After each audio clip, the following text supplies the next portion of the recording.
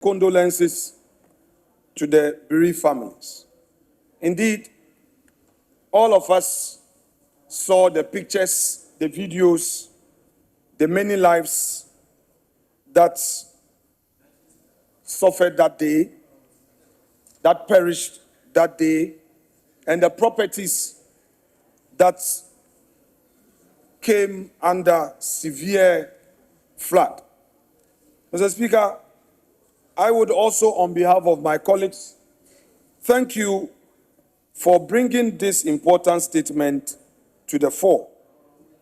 Mr. Speaker, the spokesperson for government on his feet indicated that the government has drawn funds from the contingency account, an amount of 350 million Ghana cedis.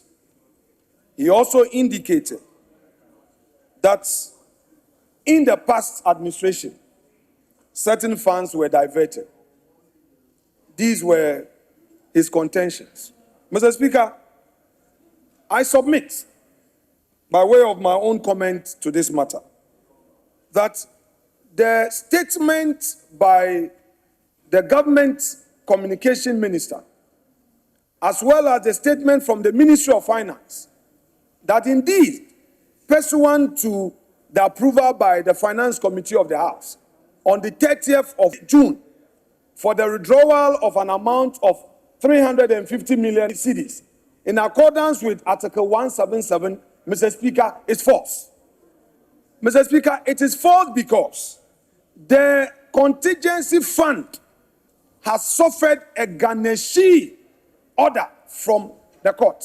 Mr. Speaker, for government spokesperson to come before Parliament to tell all of us that the withdrawal was made from the contingency fund, Mr. Speaker, is most misleading. Mr. Speaker, I am aware, indeed, I am aware, and indeed, I have the letter of the Attorney General dated 1st July 2026, reference OAG MO9/SCR/50/7/26. Mr. Speaker, this letter is addressed to the Governor of the Central Bank. And the title, it says, Dear Governor, release of funds from the contingency fund for the National Emergency Flood Response Program. Reads, reference is made to the conversation I had with you this afternoon regarding the above subject matter. You will recall that Parliament on Monday, 29th June 2026, Parliament acting through its committee responsible for finance, pursuant to Article 1771 of the Constitution, authorized withdrawal of 350 million Ghana cedis from the contingency fund to finance National Emergency Flood Response Program. I have also taken note of the subsequent directive issued by the Ministry of Finance to the Controller and Accountant General, as well as the Controller and Accountant General's bank transfer advice to the Bank of Ghana for the release of the approved funds in furtherance of the National Emergency Flood Response Program. I am aware that the contingency fund is presently the subject of garnishee proceeding. Notwithstanding those proceedings, it is my considered opinion that the exceptional circumstance surrounding the national emergency and overriding public interest in safeguarding lives and property warrant immediate release of the approved funds to facilitate government emergency response. Accordingly, I advise that Bank of Ghana gives effect to the approval and directive already issued and proceed with the release of the 350 million from the contingency fund without delay in order to deal with the national emergency. Please accept, Governor, the assurances of my highest consideration. Mr. Speaker, Article 77 which was the constitutional provision upon which government came to the finance committee. Mr. Speaker, when they went for the withdrawal, the Attorney General himself advised the governor that that account has been injected. The finance ministry issued a public statement and told the whole nation that pursuant to the approval by the Finance Committee of Parliament, withdrawals have been made from the contingent fund.